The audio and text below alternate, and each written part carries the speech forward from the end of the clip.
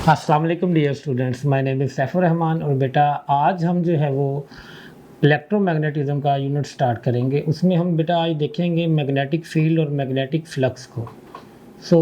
आज हम जो है वो एक नया यूनिट स्टार्ट कर रहे हैं, ठीक है। और नए यूनिट में हमने बहुत आसान सा टॉपिक लिया, छोटा सा लेक्चर होगा आपका आज। तो आइए टॉपिक की तरफ चलते हैं। तो बेटा सबसे पहले जो है वो हम ऑस्टेड एक्सपेरिमेंट को देखेंगे। बेटा ऑस्टेड वो एक साइंटिस्ट है जिसने ये बताया था कि जब किसी कंडक्टर में से करंट गुजरता है तो उसकी सराउंडिंग में मैग्नेटिक फील्ड जो है वो जनरेट हो जाता है। बाद लोग इसे कंफ्यूज करते हैं एम्पियर्स के नाम से, लेकिन ये डिस्कवरी जो है वो ऑस्टेड की है। एम्पियर ने आपको उस मैग्नेटिक फील्ड की वैल्यू मेजर करने का तरीका बताया था, ठीक है जी।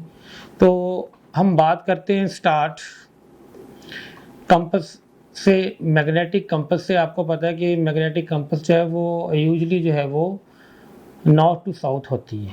तो अगर हम यहाँ पे डायरेक्शंस बना लें, लेट्स सपोज ये ईस्ट डायरेक्शन है, ये वेस्ट है,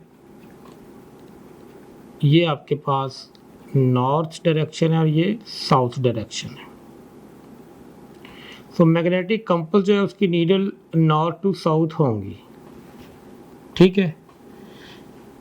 लेकिन अगर हम कुछ मैग्नेटिक कंपस लें और इसे किसी करंट कैरिंग कंडक्टर के करीब ले जाके रख दें, तो डेफिनेटली करंट कैरिंग कंडक्टर अगर अपने सराउंडिंग में मैग्नेटिक फील्ड जनरेट कर रहा होगा तो वो इन मैग्नेटिक कंपस की नीडल्स को डिफ्लेक्ट करेगा और अपनी मैग्नेटिक फील्ड में जो है इसको लेके जाएगा, यानी जिस तरह उसकी मैग्नेटिक फील्ड बन रही है उसके अलॉन्ग ले जाएगा।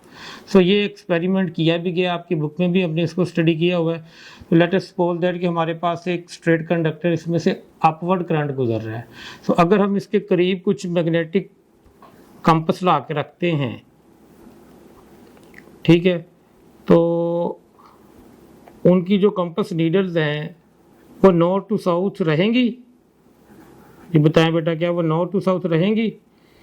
बेटा आपको पता है, आपने पढ़ा हुआ है कि स्ट्रेट करंट कैरिंग कंडक्टर जो होता है, स्ट्रेट करंट कैरिंग कंडक्टर जो होता है उसकी सराउंडिंग में सर्कुलर मैग्नेटिक फील्ड होती है। सो हम यहाँ पे एक सर्कल बना लेते हैं अपनी आसानी के लिए। एक्सपेरिमेंटली ये जो है वो ऑब्जर्व किया गया है कि जब आपने मैग्नेटिक कंपस को इस करंट कैरिंग कंडक्टर के करीब रखा तो उसकी जो नीडल्स हैं वो अलोंग द टेंजेंट हो गई। क्या हो गई? अलोंग द टेंजेंट हो गई, यूं। तो इनको किसी चीज़ ने अपने असर से ही इस तरह डिफ्लेक्ट किया है ना, तो वो चीज़ मैग्नेटिक फील्ड है जो कि इस करंट कैरिंग कंडक्टर की वजह से प्रोड्यूस हो रही है। सो करंट कैरिंग कंडक्टर के गिर्द जो है वो एक मैग्नेटिक फील्ड होती है। अगर आप करंट कैरिंग कंडक्टर के करीब कंपस को ले जाके रखेंगे तो कंपस की नीडल जो हैं उसी करंट कैरिंग कंडक्टर की मैग्नेटिक फील्ड के अलॉन्ग हो जाएंगी, ठीक है बेटा। ये भी ऑब्जर्व किया गया है कि अगर आप करंट की डायरेक्शन चेंज करते हैं तो ये मैग्नेटिक फील्ड भी अपनी डायरेक्शन चेंज कर लेती है। फॉर एग्जांपल यहाँ पे अभी हमने पढ़ा कि करंट जो है वो अपवर्ड है, तो हमारे पास ये मैग्नेटिक फील्ड जो है वो सर्कुलर और एंटी क्लॉकवाइज हमें नज़र आ रही है। लेकिन अगर आप इस करंट की डायरेक्शन डाउनवर्ड कर देते हैं तो मैग्नेटिक फील्ड जो है वो क्लॉकवाइज प्रोड्यूस होगी और ये सारी जो नीडल्स हैं वो अपने आप को डिफ्लेक्ट कर लेंगी क्लॉकवाइज सर्कल के अंदर, ठीक है बेटा। सो ये सिंपल से रिजल्ट्स हैं जो आपने डिस्कस किए हुए हैं ऑलरेडी। राइट हैंड रूल से आप इसकी डायरेक्शन निकाल लेते हैं। वो कैसे कि आप फ़र्ज़ करें कि कंडक्टर में अपवर्ड करंट जा रहा है तो आपने राइट हैंड के थंब को करंट की डायरेक्शन में कर दें, यूँ, ठीक है। तो आपकी जो कर्व्ड फिंगर्स हैं वो मैग्नेटिक फील्ड की डायरेक्शन बताएंगी, ठीक है। आपको पता अपवर्ड को आउटवर्ड भी कहते हैं। लेट्स सपोज कि करंट जो है वो इस डायरेक्शन में आ रहा है, मेरे फेस की तरफ आ रहा है, तो अगर मैं इसके ऊपर राइट हैंड रूल अप्लाई करूं, यानी करंट की डायरेक्शन में अपने थंब को करूं, तो मेरी फिंगर आप देखें ये एंटी क्लॉकवाइज है। तो करंट अगर अपवर्ड हो या आउटवर्ड हो तो हम मैग्नेटिक फील्ड लाइंस को एंटी क्लॉकवाइज लेते हैं सर्कुलर पाथ में, अगर करंट जो है वो एक स्ट्रेट कंडक्टर में से गुजर रहा हो। सो अगर आप डायरेक्शन चेंज करते हैं करंट की, डाउनवर्ड या इनवर्ड कर देते हैं, तो आप देखें कि अब जो है वो क्लॉकवाइज जो है वो मैग्नेटिक फील्ड प्रोड्यूस होगी। अब मेरी फिंगर्स जो है वो क्लॉकवाइज रोटेट हो रही हैं, ठीक है। तो याद रखिएगा, अगर करंट जो है वो अपवर्ड डायरेक्शन में जा रहा है अलोंग अ स्ट्रेट कंडक्टर, तो उसके गिर्द जो है वो magnetic field anti clockwise circular होगी, सर्कुलर शेप की होगी और एंटी क्लॉकवाइज होगी। अगर करंट डाउनवर्ड आ रहा है किसी स्ट्रेट कंडक्टर में से, तो उसके गिर्द पैदा होने वाली मैग्नेटिक फील्ड सर्कुलर तो होगी लेकिन क्लॉकवाइज हो जाएगी, ठीक है बच्चों। ये कुछ बेसिक्स इंफॉर्मेशन थी जो हमने नोट की। अच्छा, यहाँ पे ये भी नोट कर लें कि जो मैग्नेटिक फील्ड होती है ना, ये आउटसाइड द कंडक्टर प्रोड्यूस होती है, इनसाइड नहीं होती, ठीक है। Outside the conductor magnetic field होती है, ठीक है। सो ये चीज़ें उम्मीद है आपने नोट कर ली होंगी। Very simple. आगे बढ़ते हैं, हॉस्टेड एक्सपेरिमेंट के रिजल्ट्स जो हैं वो डिस्कस कर लेते हैं जी। A magnetic compass shows deflection when placed near a current carrying wire. जब भी आप मैग्नेटिक कंपस को किसी करंट कैरिंग वायर के करीब लेके जाते हैं तो उसकी नीडल्स डिफ्लेक्ट होती हैं, ठीक है। So a current carrying wire produces magnetic field around it. तो इसका रिजल्ट हम ये लेते हैं, क्योंकि मैग्नेटिक कंपस की नीडल्स डिफ्लेक्ट हुई हैं, तो उनको डिफ्लेक्ट कौन कर सकता है? Magnetic field. तो यहाँ से हम रिजल्ट निकालते हैं कि जी जब भी हम किसी स्ट्रेट कंडक्टर के पास मैग्नेटिक कंपस को लेके जाते हैं तो उसकी नीडल्स डिफ्लेक्ट होती हैं। इसका मतलब है कि उस करंट कैरिंग कंडक्टर की कोई मैग्नेटिक फील्ड है जो नीडल्स को डिफ्लेक्ट होने पर मजबूर कर रही है, ठीक है। आगे बढ़ेंगे बेटा। Determine the direction of magnetic field at point P and Q. जी ये आपको एक एग्जांपल दी गई है जी कि आपके पास एक स्ट्रेट करंट कैरिंग कंडक्टर है, उसमें से करंट जो है वो इस डायरेक्शन में जा रहा है, एरो की डायरेक्शन में, ठीक है। सो पी पॉइंट पे और क्यू पॉइंट पे जो है ना वो आप मैग्नेटिक फील्ड बताएं, उस मैग्नेटिक फील्ड की क्या डायरेक्शन होगी। तो इसको आप देखें, ये आप इसको देखें कि जैसे ये पेन की टिप है, इस डायरेक्शन में करंट जा रहा है, इस डायरेक्शन में करंट जा रहा है, तो आप अपने राइट हैंड के थंब को इसकी डायरेक्शन में कर दें, ओके। अब आप अपने राइट हैंड की फिंगर्स को जो है वो कर्ल करेंगे, तो आप देखें इस साइड पे जो है वो, इस साइड पर मैग्नेटिक फील्ड जो है वो ऊपर की तरफ है, आउटवर्ड है, और इस तरफ आके देखेंगे तो इनवर्ड हो गई है। तो पी साइड पे क्या है, आपको अगर आप इसको अपने हाथ में पकड़ते हैं तो पी साइड पे क्या आ रही है बेटा? Outward magnetic field. क्यू वाली साइड पे क्या है जी? इनवर्ड है जी। नेक्स्ट देखिए, अगर आप करंट की डायरेक्शन चेंज करते हैं, यानी आप टिप को इस तरफ कर दें, अब आप राइट हैंड रूल अप्लाई करें, ऊपर वाली साइड पी है, नीचे वाली साइड क्यू है, तो आप देखें पी साइड पे मैग्नेटिक फील्ड अंदर की तरफ जा रही है, किधर जा रही है? अंदर की तरफ जा रही हैं, तो इधर इनवर्ड है और इधर से आउटवर्ड आ रही हैं, तो इधर क्या है? आउटवर्ड है मैग्नेटिक फील्ड। सो आपके पास अब इधर इनवर्ड मैग्नेटिक फील्ड होगी और इधर आउटवर्ड होगी। आप जानते हैं कि इनवर्ड को हम क्रॉस से और आउटवर्ड को हम डॉट से रिप्रेजेंट करते हैं। यहाँ एक और पॉइंट नोट कर लीजिएगा, अगर कहीं पे क्रॉस है तो इसका मतलब इनवर्ड होगा, ठीक है, और कहीं पे डॉट लगा तो इसका मतलब आउटवर्ड होगा, ठीक है। अच्छा, बाद का तो आपको क्रॉस और डॉट ऐसे ही लगे मिलते हैं, बाद का तो आपको क्रॉस और डॉट जो है वो सर्कल के अंदर मिलते हैं। तो सर्कल के अंदर आपको मिलते हैं तो इसका मतलब है कि ये करंट है जो इनवर्ड जा रहा है, यहाँ पे इसका मतलब क्या होगा कि करंट इनवर्ड है। सर्कल के अंदर डॉट का क्या मतलब है कि करंट जो है वो आउटवर्ड है। सर्कल के बगैर क्रॉस लगा तो इसका मतलब है कि मैग्नेटिक फील्ड जो है वो इनवर्ड है, ठीक है। सर्कल के बगैर डॉट का क्या मतलब है कि मैग्नेटिक फील्ड आउटवर्ड है। ये आपने याद रखना है, ठीक है जी, ये नोट कर लें। और एग्जांपल लेंगे जी। जी अब आपके पास डायरेक्शन कुछ यूं आ गई है, तो करंट आपने इस डायरेक्शन में लेना है। ये जो टिप है इसकी डायरेक्शन में आप करंट को लें, तो आप देखिए ये जो इधर वाली साइड है जो P है, वहां से करंट आउटवर्ड आ रहा है और Q वाली साइड पे इनवर्ड हो रहा है। ये देखें, ये इधर P है, इधर Q है, इधर P है, इधर Q है।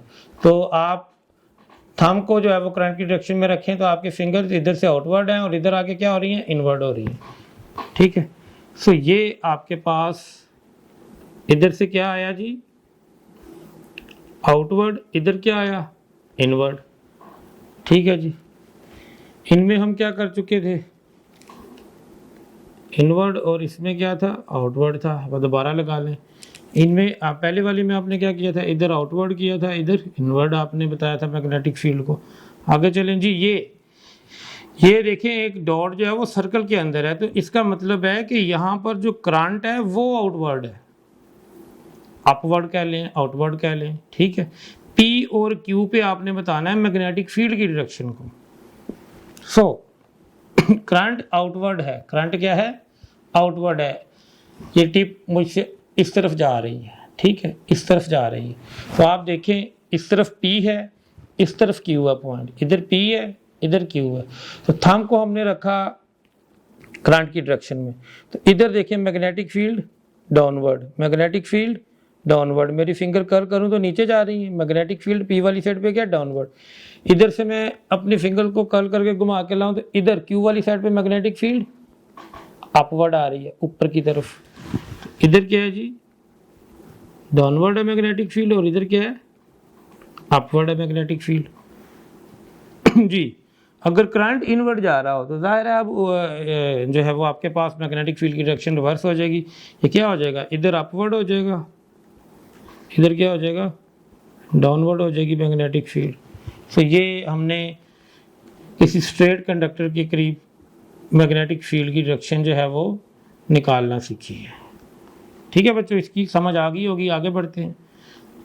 आगे हम बात करेंगे मैग्नेटिक फील्ड इंटेंसिटी की, B जिसको बोलते हैं। सो इसके यूनिट्स क्या होते हैं, मैग्नेटिक फील्ड इंटेंसिटी के यूनिट होते हैं टेस्ला, और टेस्ला जो वो बराबर होता है न्यूटन पर एम्पीयर पर मीटर के। ये भी मैग्नेटिक फील्ड के यूनिट है, और ये बराबर है वेबर पर मीटर स्क्वायर के। ठीक है, इसके बराबर है वेबर पर मीटर स्क्वायर के। देखिए आप सिर्फ ये याद कर लें कि टेस्ला जो है वो मैग्नेटिक फील्ड के यूनिट है, बाकी आपको याद रहेंगे कैसे। आपने एक फार्मूला पढ़ा हुआ है F = I/B/L। ठीक है, तो यहाँ से B क्या हो जाएगा जी, F/I/L। ठीक है, फोर्स के यूनिट क्या होंगे, न्यूटन, करंट के एम्पियर, लेंथ के मीटर, ऊपर ले जाएं तो क्या बन जाएंगे, न्यूटन पर एम्पियर पर मीटर। तो ये B के यूनिट आ गए आपके पास। ये यूनिट कैसे आते हैं, आपने फ्लक्स का फार्मूला पढ़ा हुआ है B.A। तो यहाँ से इसको हम मैग्नीट्यूड सिर्फ इसकी ले लेते हैं, इसको खोल लें तो आपके पास ये BA cos थीटा होता है। लेट्स सपोज हम मैक्सिमम फ्लक्स ले रहे हैं तो फाई क्या आ जाएगा, BA आ जाएगा। यहाँ से B क्या आएगा, φ/A। अब फ्लक्स के यूनिट क्या है, वेबर, और एरिया के यूनिट क्या है, मीटर स्क्वायर। इकट्ठे करें तो क्या बनेगा, वेबर पर मीटर स्क्वायर। सो ये आपके पास मैग्नेटिक फील्ड इंटेंसिटी के यूनिट टेस्ला हैं। ये टेस्ला बराबर होता है ये न्यूटन पर एम्पीयर पर मीटर के, और ये बराबर होता है जी वेबर पर मीटर स्क्वायर के। ये आपने याद रखने हैं, यूनिट कोई भी पूछ लेता है वो। जी सो 1 टेस्ला जो है 10⁴ गास के बराबर होता है। ये आपने यूनिट याद रखना है, CGS का यूनिट है इसका। आगे चलते हैं, मैग्नेटिक फ्लक्स की बात करेंगे। जिस तरह आपने इलेक्ट्रिक फ्लक्स पढ़ा हुआ है कि number of lines passing through a certain area is called electric flux. तो अगर हम कहेंगे number of magnetic field lines passing through a certain area element, तो उसको हम क्या कहेंगे, मैग्नेटिक फ्लक्स। इसको भी हम सिंपल वैसे ही लिखते हैं। ठीक है, ये भी आपके पास जो है वो बी डॉट, वो ई डॉट ए था, ये क्या है बी डॉट ए है, five equal to B dot A, इसको ओपन करें तो बी ए कॉस थीटा। यहाँ पर थीटा क्या है जी, थीटा जो है वो एंगल है बिटवीन बी एंड ए क्या है एरिया वेक्टर, ए क्या है एरिया वेक्टर। अब इसकी एग्जांपल मैं आपको ऐसे देता हूँ कि फर्ज करें कि आपके पास ये जो है ये एक आपके पास लूप है, ठीक है, एक इसका जो एरिया वेक्टर है, इसका जो एरिया वेक्टर है वो क्या होगा, वो इस लूप के परपेंडिकुलर होगा। क्या होगा, परपेंडिकुलर होगा। कोई भी चीज़ आप ले लें, ठीक है, तो एरिया वेक्टर जो होता है वो एरिया के परपेंडिकुलर होता है, ठीक है। इसके क्या है, ये आपके पास जो लूप है इस लूप का जो एरिया वेक्टर है इसके परपेंडिकुलर, आप लूप को ऐसे कर दें तो एरिया वेक्टर इस तरफ आ गया। याद रखें कि एरिया वेक्टर हमेशा परपेंडिकुलर टू द सरफेस लिया जाता है, ठीक है। सो ये हमारे पास ए यहाँ पे एरिया वेक्टर है और बी मैग्नेटिक फील्ड इंटेंसिटी है। अच्छा, इसको आप बी ए साइन अल्फा भी लिख सकते हैं। अल्फा क्या है जी बेटा, अल्फा जो है ये भी एंगल है between B and plane of coil, plane of coil. जैसे हम एग्जांपल लेते हैं कि ये आपके पास जो है वो एक कॉइल है, तो इसका ये प्लेन है, ये प्लेन है, इस प्लेन के और मैग्नेटिक फील्ड के दरमियान जो एंगल बनेगा वो क्या होगा, अल्फा, उसको हमने अल्फा कह दिया।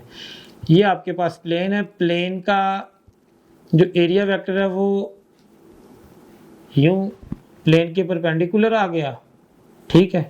तो याद रखें प्लेन ऑफ कॉइल और एरिया वेक्टर एक दूसरे के क्या होते हैं, परपेंडिकुलर होते हैं, ठीक है। तो साइन और कोस में भी 90 का फर्क है।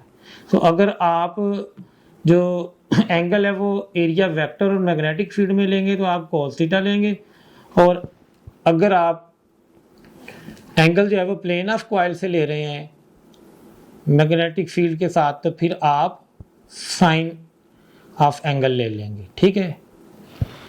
लेकिन आमतौर पे आपको पता है कि बुक्स में जो है वो बी कोस थीटा के साथ ही लिखा जाता है, तो वहाँ पे मेंशन है आपको, लेकिन आपने यहाँ पे ख्याल रखना है कि आपको स्टेटमेंट के अंदर जो एंगल दिया जा रहा है वो एरिया वेक्टर और मैग्नेटिक फील्ड के दरमियान है या वो प्लेन ऑफ कॉइल और मैग्नेटिक फील्ड के दरमियान है, ठीक है।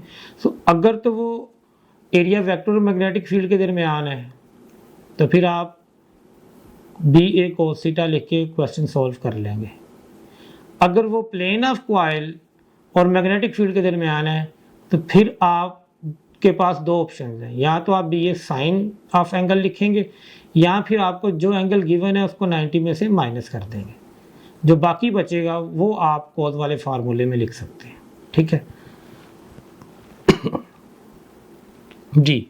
ये जिक्र यही किया जा रहा है कि आमतौर पे प्रैक्टिस हम इसके साथ करेंगे क्योंकि बुक्स में इसका ज़्यादा जिक्र है जी। अब हम इसके लिहाज से बात करने लगे हैं कि अगर एंगल जो है वो मैग्नेटिक फील्ड और एरिया वेक्टर के दरमियान 0 डिग्री हो तो हमारे पास फ्लक्स क्या आएगा जी, कोस 0 क्या होता है 1, तो फ्लक्स आपका बी ए आ जाएगा, मैक्सिमम फ्लक्स होगा। अगर मैग्नेटिक फील्ड और एरिया वेक्टर में एंगल 90 डिग्री दिया हो तो फिर हमारे पास फ्लक्स क्या आता है जी, कोस 90 क्या होता है 0, तो फ्लक्स 0 हो जाएगा, ठीक है। नेक्स्ट, अगर एंगल 0 और 90 के दरमियान कोई वैल्यू दी गई है तो फिर आपके पास फ्लक्स क्या बनेगा, B A cos of that angle, theta आप वो ले लेंगे, ठीक है जी। ये बेसिक चीज़ें थी जो हमने रिवाइज की हैं। थोड़ा आगे चलते हैं जी। मैग्नेटिक बी की बात करने लगे हैं। जो बी है इसके कितने नाम हैं जो आपको मुख्तलिफ स्टेटमेंट्स में इसके मुख्तलिफ नाम यूज़ होते हैं, बच्चा जो है वो बाद औक़ात कन्फ्यूज़ हो जाता है, तो इसके 2-4 जो नाम है वो मैं आपसे शेयर कर रहा हूँ। इसको हम मैग्नेटिक फील्ड इंटेंसिटी कहते हैं जी, इसको हम मैग्नेटिक इंडक्शन भी कहते हैं, ये इसका दूसरा नाम है। इसको हम मैग्नेटिक फ्लक्स डेंसिटी भी कहते हैं। देखिए ना, B is equal to φ/a, flux पर unit area, flux density, magnetic flux density. इसको हम मैग्नेटिक फील्ड स्ट्रेंथ का नाम भी दे देते हैं। और सिंपली इसको मैग्नेटिक फील्ड भी कहते हैं। ये सारे इसी के नाम हैं, तो मुख्तलिफ नामों से आपने कंफ्यूज नहीं होना, ये याद रख लें आप। अब हम बात करने लगे units of magnetic flux. Flux के जो यूनिट्स हैं मैग्नेटिक फ्लक्स के, फ्लक्स क्या होता है जी सर? फ्लक्स है आप हमारे पास B/A, ठीक है। अब यूनिट देखिएगा, हमने यूनिट्स वेरीफाई करने हैं ये कैसे बने हैं। मैग्नेटिक फील्ड का यूनिट क्या है जी? टेस्ला। एरिया का यूनिट क्या होगा जी? Metre square. तो एक तो इसका यूनिट हो गया टेस्ला मीटर स्क्वायर। टेस्ला किसके बराबर पड़ा था सर? वो था, ये देखिए ना, मैं अलग से लिख रहा हूँ। टेस्ला किसके बराबर पड़ा है? न्यूटन पर एम्पियर पर मीटर पड़ा है। वो वैल्यू यहाँ पे रखें, टेस्ला पर एम्पियर पर मीटर, और मीटर स्क्वायर से मल्टीप्लाई कर दें, क्या बन जाएगा? न्यूटन पर एम्पियर, और ये -1 है, ये +2 है, तो +1 बाकी रह जाएगी। आपके पास ये बन गया न्यूटन पर एम्पियर इंटू मीटर। अब आप देखें आपके पास ये न्यूटन और मीटर को इकट्ठा लिख लें। न्यूटन मीटर क्या होता है? जूल, तो आप इसको लिख सकते हैं जूल पर एम्पियर। वेबर आपको ऑलरेडी याद हो गया कि इसके यूनिट है, यहाँ तक हमने वेरीफाई कर लिए। अब आपने एक फार्मूला पढ़ा हुआ बुक के अंदर, N∅ = Li, ठीक है जी। सो N के तो कोई यूनिट नहीं है, ये नंबर ऑफ टर्न्स होते हैं, तो आप इसको लिख लें ∅ = Li/N। हम क्योंकि यूनिट की बात कर रहे हैं, इसके यूनिट कोई होते नहीं, इसको छोड़ दें, तो ∅ को ले लें Li की फॉर्म में। सो L जो है ये आपके पास सेल्फ जो है वो इंडक्शन होती है, सेल्फ इंडक्टेंस इसकी वैल्यू, इसके यूनिट क्या होते हैं जी आपके पास? वोल्ट पर एम्पियर सेकंड, ठीक है ना। इसका फार्मूला मैं आपको लिख के याद करवा देता हूँ जी। इसके यूनिट क्या होंगे? वोल्ट। नीचे करंट के यूनिट आई, ऊपर जाएंगे तो क्या हो जाएंगे? करंट के यूनिट जो है वो एम्पियर होंगे, ऊपर जाएंगे तो -1 आ जाएगा, और डी ऊपर शिफ्ट हो जाएगा, जिसका यूनिट सेकंड आ गया, ठीक है। वोल्ट पर एम्पियर इंटू सेकंड। सो ये आप ∅ के यूनिट बनाइए। सिर्फ अभी हमने सेल्फ इंडक्टेंस के यूनिट लिखे हैं, तो इसमें लिखें वोल्ट पर एम्पियर सेकंड, और करंट के यूनिट क्या आ जाएंगे? एम्पियर। ये एम्पियर कैंसिल हो जाएगा, आपके पास वोल्ट सेकंड यूनिट बचेंगे, ठीक है। और वोल्ट जो होता है ये आप V = IR से देख लें, ठीक है। तो आप करंट के यूनिट क्या लें? एम्पियर। रेजिस्टेंस के ओहम, तो आप वोल्ट की जगह पे एम्पियर ओहम लिख सकते हैं, सेकंड साथ वैसे ही आ गया, तो ये यूनिट आ गए। वैसे हम इस पूरे यूनिट को हेनरी बोलते हैं, ठीक है ना। ये जो हमारे पास है ये हेनरी होता है, तो आप इस फार्मूले में इसके यूनिट हेनरी लिखें और इसके एम्पियर लिख दें, तो हेनरी एम्पियर आ जाएगा। एम्पियर की जगह पे आप क्या लिख सकते हैं जी? एम्पियर जो है वो बराबर होता है कूलम पर सेकंड के, तो Henry into coulomb per second. ये सारे इसके यूनिट हमने वेरीफाई किए हैं। और भी इसके यूनिट्स बन सकते हैं, लेकिन काफ़ी ज़्यादा जो नज़र से गुजरते हैं, जो एग्ज़ाम में पूछे जा रहे हैं, वो आपसे मैंने डिस्कस कर लिए हैं, ठीक है जी। तो ये आप नोट कर लें, वेरीफाइड है। किसी में डाउट हो तो आप व्हाट्सअप कर सकते हैं जी। नेक्स्ट आपने नोट करना है कि जो मैग्नेटिक फ्लक्स है उसको हम ∅ लिखते हैं, और फ्लक्स लिंकेज को, मैग्नेटिक फ्लक्स लिंकेज को हम N∅ लिखते हैं। N क्या? Number of turns, okay. हमारे पास क्वेश्चन है, a circular disc of radius 0.2 metre, radius आपको दिया गया 0.2 metre, is placed in a uniform magnetic field of induction 1/π weber per metre square in such a way that its axis makes an angle 60 degree with B, ठीक है। तो disc की जो axis है वो B के साथ 60 डिग्री एंगल बना रही है। अब ना आपको ये बताया जा रहा है कि एरिया वेक्टर एंगल बना रहा है B के साथ, ना ये बताया जा रहा है कि प्लेन ऑफ कॉइल बना रहा है, बल्कि उसने कहा है कि जो डिस्क की एक्सिस है वो 60 डिग्री एंगल बना रही है। तो इसको अभी सॉल्व कर लेते हैं। The magnetic flux linked with the disc, तो मैग्नेटिक फ्लक्स लिंक्ड आपने बताना है। ये आप फर्ज करें कि ये आपके पास कॉइल है, ठीक है, ये इसका प्लेन ऑफ कॉइल है, ओके, और ये इसका एरिया वेक्टर है, ये इसका एरिया वेक्टर है, ठीक है। इसकी जो एक्सिस होगी वो भी इसमें से यूं ही गुजर रही होगी ऐसे आर पार इसके, ठीक है। सो ये जो एक्सिस ऑफ डिस्क है वही क्या है, एक्सिस ऑफ डिस्क की वही डायरेक्शन है जो एरिया वेक्टर की होती है। तो इसका मतलब है कि जो आपको एंगल दिया गया है वो एरिया वेक्टर वाला दिया गया है। तो आप क्या यूज करेंगे, कॉज वाला फार्मूला या साइन वाला। तो एरिया वेक्टर का जब आपको पता तो आप कॉज वाला फार्मूला यूज करते हैं। तो लगाएं, आपके पास फार्मूला क्या बनता है, phi is equal to B A cos theta. B की क्या वैल्यू है 1/पाई, ए को आप पाई आर स्क्वायर की फॉर्म में लिख लें, पाई आर स्क्वायर की फॉर्म में लिख लें, into cos of 60 degree. R की वैल्यू दी हुई है, पाई पाई से कैंसिल हो गया, आर की वैल्यू क्या है 0.2, उसका स्क्वायर ले लें। cos 60 क्या होता है 1/2, तो 0.2 का स्क्वायर क्या आएगा 0.4 मल्टीप्लाई पे 1/2, तो ये 0.04 आएगा ना, आप स्क्वायर लेंगे तो 0.4 को 0.4 से मल्टीप्लाई करेंगे तो 0.04 आएगा। यहाँ पे 0.04 लिखे, उसको 2 पे डिवाइड करेंगे तो 0.02 आंसर आएगा आपके पास, ठीक है।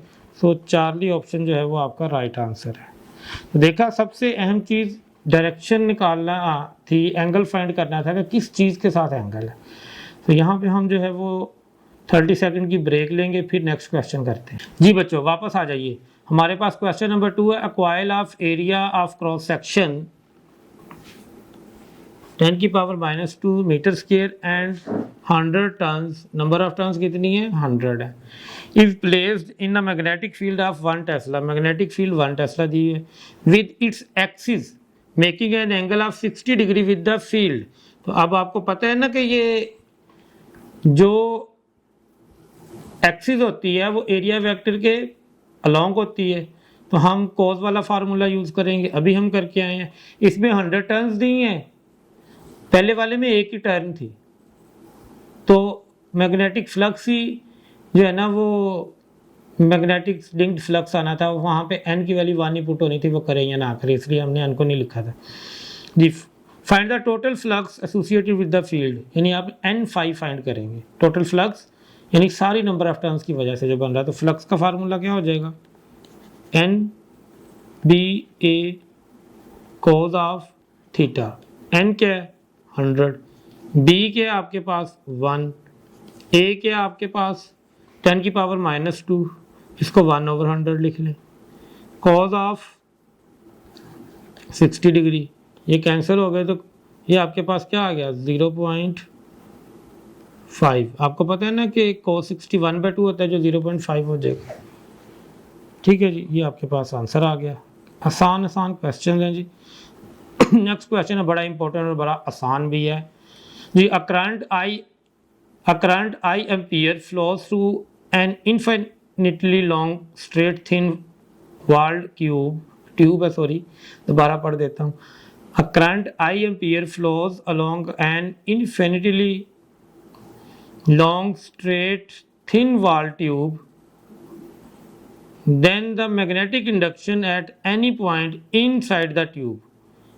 आपको मैंने बताया था कि मैग्नेटिक फील्ड जो है या मैग्नेटिक इंडक्शन जो होती है वो आउटसाइड द कंडक्टर होती है, इनसाइड नहीं होती। तो इनसाइड क्या आ जाएगी 0 आ जाएगी, इनसाइड पूछा है, इन्फिनिटली पूछना, लॉन्ग बोलना था तो बोल थोड़ा सा और गया। चलें जी। That's unit of magnetic induction, B के यूनिट कौन कौन से हैं जी, टेस्ला भी है, वेबर पर मीटर स्क्वायर भी है, तो बोथ ए एंड बी आ जाएगा आपके पास, ठीक है जी। A straight wire of length 2 meter carries 10 ampere current. How much weaker is the magnetic field at a distance of 4 centimeter from the wire than it is at 2 centimeter from wire। बेटा आपको पता है कि जो magnetic field होती है वो current के डायरेक्टली प्रोपोर्शनल होती है और डिस्टेंस से इन्वर्सली होती है। अगर आप डिस्टेंस को डबल करेंगे तो मैग्नेटिक फील्ड हाफ रह जाएगी। देखिए ना 2 सेंटीमीटर की निस्बत 4 सेंटीमीटर उसका डबल है ना, तो 2 टाइम रिड्यूस हो जाएगी जी। तो ये कुछ क्वेश्चंस हैं। एक क्वेश्चन और लिया हमने, क्वेश्चन नंबर 6 जी, ये इंपॉर्टेंट है, ज़रा ध्यान से समझना आपने। The magnetic field in a certain region is B is equal to 3I + 7K, ठीक है जी, weber per metre square. The flux that passes through 600 centimetre square area of loop in this region if the loop lies flat in YZ plane। जी, loop जो है ये YZ plane में है, तो इसका area vector along X axis होगा, ठीक है। तो आप जब फ्लक्स निकालेंगे B.A करेंगे तो आप कैसे निकालेंगे जी? आप इसको करेंगे जी, B की वैल्यू लिखी 3I + 7K और ये आपके पास डॉट 600 इंटू 10⁻⁻⁴ आई आएगा ना, area vector along X axis है। सो आई वाला आई से मल्टीप्लाई करते हैं, ये आ गया 1800 इंटू 10⁻⁻⁴ जी, 1800 ओवर 2 0 कट गए और ये क्या बन जाएगा 0.18 जी, 0.18 ऑप्शन 4 डी आपको दी हुई है, ये इसका राइट आंसर होगा, ठीक है जी। तो ये बहुत ही सिंपल क्वेश्चन थे जो हमने किए हैं मैग्नेटिक फील्ड और मैग्नेटिक फ्लक्स से रिलेटेड। इंशाल्लाह जो है वो जल्द ही दूसरे टॉपिक के साथ मिलते हैं। इजाज़त दीजिए, अल्लाह हाफिज़।